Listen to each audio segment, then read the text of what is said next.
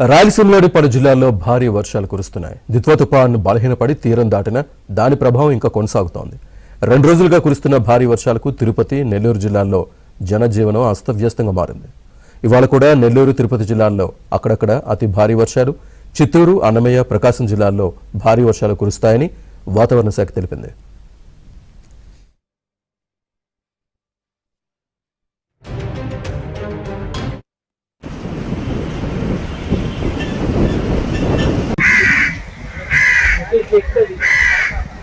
మళ్ళీ ఊసేస్తున్నారు ఇప్పుడు ఈ నీళ్లు మిగిలిపోయిన దానివల్ల నష్టం ఎట్లా జరగదు పంటకు అనేది.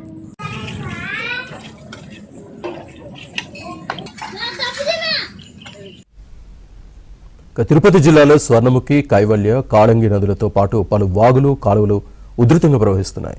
పలు మార్గాల్లో రాకపోకలు స్తంభించాయి.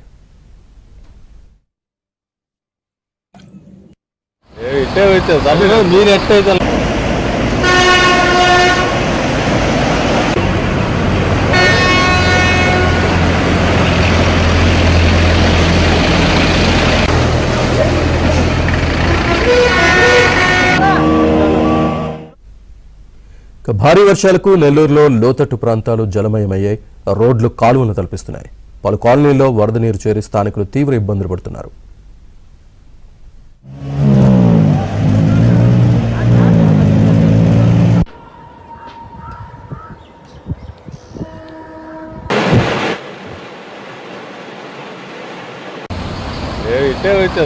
మీరు ఎట్టయితే